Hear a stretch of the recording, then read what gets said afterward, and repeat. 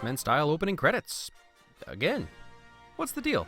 They wouldn't let John Ottman have that little flourish in First Class? Give someone wings and they may fly too close to the sun. Too bad Icarus's wings weren't made of metal. Betrayal shadowing. Goodbye Poe Dameron, hello Blue Man Group. Purple Man Group.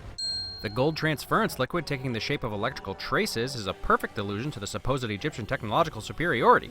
Like the Hunger Games 3 finger sign, but slightly deadlier. Whoa, what's this rated? Is there some rule about dudes getting liquefied, burned, crushed, or crumpled like paper in the desert or in a tomb that makes it acceptable for younger audiences? Also, obviously, brutal.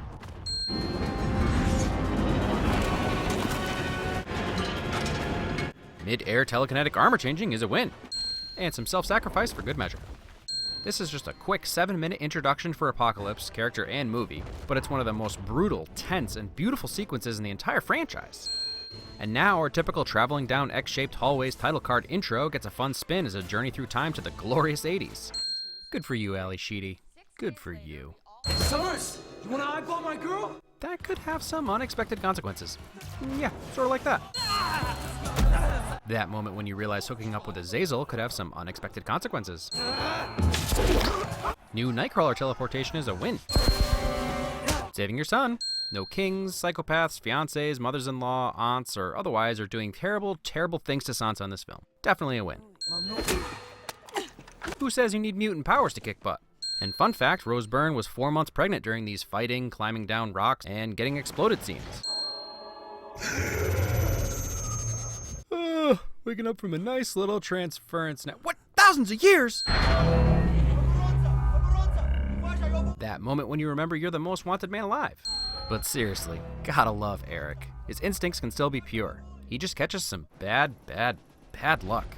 I mean, Apocalypse's awakening is the reason he's exposed. Is it just me or is it getting Phoenixy in here? Apocalypse does show up in the vision, but I choose to believe that this is also some dark Phoenix saga shadowing with the red fire. Do it right, you guys. Do it right. I'm afraid one day I'm going to hurt someone.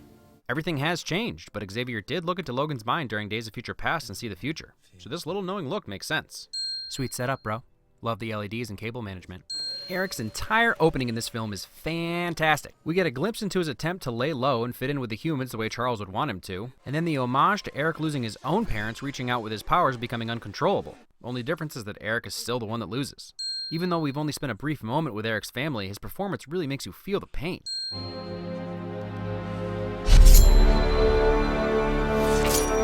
And then we get to see the Magneto we know reborn, scored beautifully by John Ottman. Is that Arabic flock of seagulls? Sandecapitation.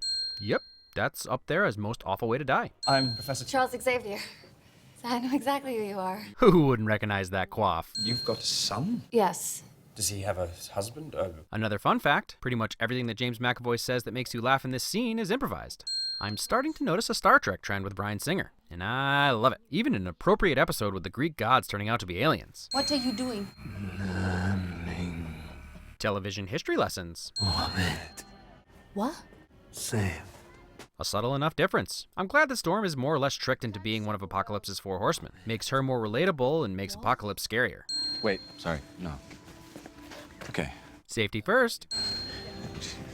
Honesty. I'm Blue.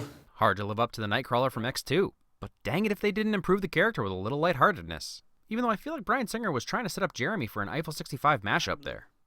Oscar Isaac is a win. He pulls off barely moved by anything, thinks himself a god, tad crazy mutant amazingly. There were a couple squeals of glee for me in this film. I imagine everyone already knows the others, but this is the first. Seeing Olivia Munn in a comic book role like this, anyone who watched Attack of the Show understands. Either way, she's a win. Metallica's The Four Horsemen is about as appropriate a song can be, and it came out in 1983. Sometimes the stars align. And it does not get any more metal. Literally. Singer loves his exes. My name is Magneto. Yes, it is. Apocalypse doesn't know how to have non-brutal interactions with anyone. And from the ashes of their world, we'll build a better one! Epic speech, epic destruction, and I really can't complain about Magneto destroying a symbol of Nazi oppression. Rush is always a win. Knight Rider, Miss Pac-Man, but would Peter really idolize the $6 Million Man? I'm pretty sure Quicksilver's faster. Well, at least we can all agree the third one's always the worst. Hey, I give them credit for owning it. Thank you for letting me in. I heard a lot of complaints about Apocalypse not being intimidating enough. Can we all agree he makes your skin crawl? Dude just stared into my soul. No more superpowers. And did you miss this scene? Consider me intimidated. But you can never strike God! Modesty. Alex! What? They've destroyed Cerebro! Wreak havoc. I couldn't have been the only one that teared up and started laughing from nervous excitement when Charles said that, could I? I'd just like to know where Stan Lee's wife has been while he's been gallivanting around the world with the Avengers and X-Men for the last 15 years. This little wink that he's arrived, that step up cued to the song start. I legit don't even care about the rest of this movie. If it had been 2 minutes long with just this Quicksilver scene in the Eurythmics. Alright, I care about the rest of this movie, but this sequence is perfection. Saving all the people. Seriously, set pieces this good only come along once in a while, and they even managed to outdo his Days of Future Past debut. Also, door surfing. So in theaters, I was a little annoyed that they magically appeared outside the chopper when they weren't supposed to be able to use their powers, but it actually makes sense that once they opened the door, which is when they lost their powers, she'd be able to make them invisible again, or Kirk would teleport them out. Those with the greatest power, Earth, will be yours. Those with the greatest power protect those without. Standing up for the weak. W is for Wolverine. Yep. Oh, the classic love triangle back together again. But again, this brings up the question, creepy or sweet? She's 20. I guess it's not... You know what? Let's just win the iconic Weapon X headgear. On three! 1, 2... Counting win.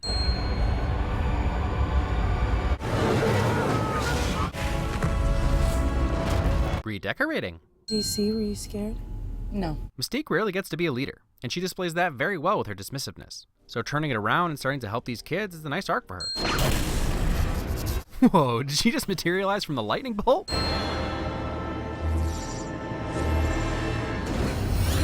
And even more credit to Olivia Munn, she does all her own stunts. So another win for her.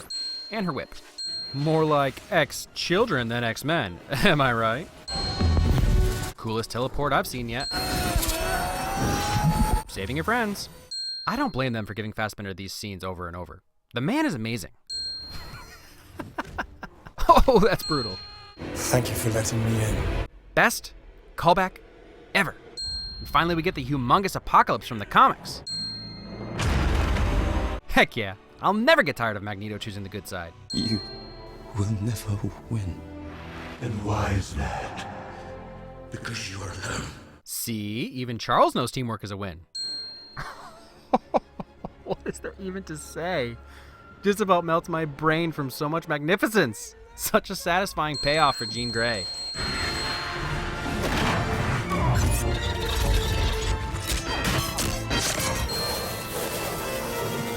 And so much teamwork. Storm to the rescue!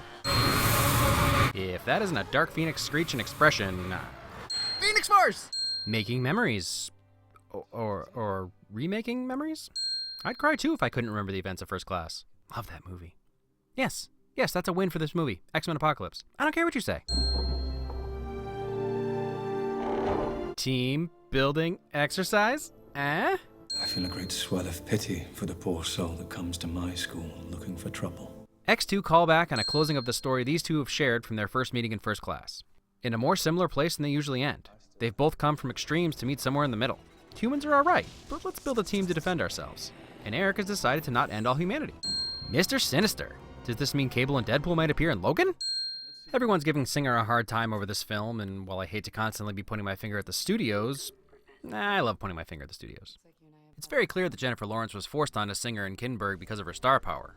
Not that I have anything against her, but a lot of the fans are tired of her mystique being a central character. And this film pretty much closed out her arc that she started in First Class. Going from a loner being pulled in different directions by Eric and Charles to straight up anti-hero in Days of Future Past, then continuing her rescue outings in the beginning of this film to being one of the leaders of the real X-Men and a major part of the reason they formed, letting go of her solo ways and joining a team. And this may be Jennifer Lawrence's best performance out of the three. I don't hate her, and I think Singer used her perfectly.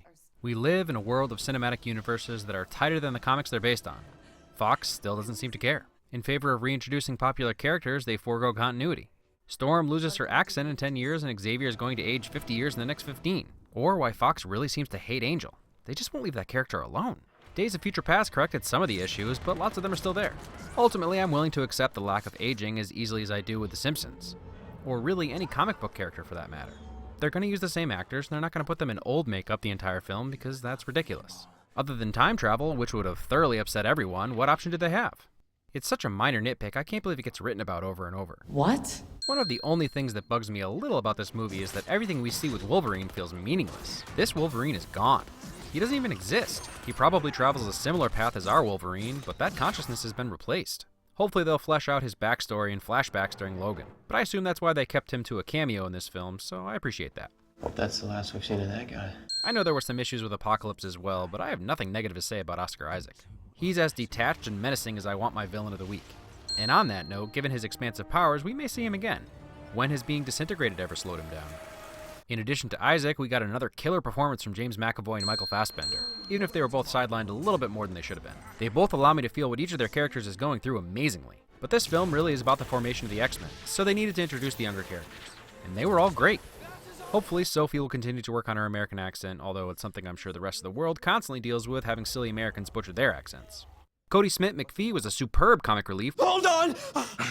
While they still honored his Catholic background. And Alexandra Shipp is going to make an excellent Storm going forward. And even though the Eric Charles love story took a backseat to Apocalypse's intro and Jean's struggles, the emotional center of this film is still their age-old conflict. I can't decide if the Quicksilver extraction scene or the Phoenix scene is better. But the Phoenix scene opens up a road to a story that we all want to see done justice finally. All is revealed. That line from Apocalypse is acceptance of what he considers to be a more powerful god than himself, and he sees the true Dark Phoenix, or at least the Phoenix Force. And he realizes in that moment that the Earth, and maybe beyond, will be... So the worst apocalypse could still be to come. One of the main themes in this film is the contrast between Xavier and Apocalypse. As Apocalypse establishes by desiring Xavier's power, we know that Xavier could actually control the entire world if he chose to. And that's obviously what Apocalypse wants to do. But Xavier chooses to have faith in the world to do the right thing. You also have Apocalypse giving his followers more power while Xavier tries to teach Jean to control hers. Until the end, at least. But I just hope they see the perfect opportunity they have for the Dark Phoenix saga. Charles being the one that pushed Jean down that path is such a great setup for that story. There has to be a writer out there somewhere that can translate space genocide into a relatable, grounded story. No? Asking too much? Or am I the crazy one who thinks destroying an entire star system is not grounded in reality? We don't know. We don't know, bro!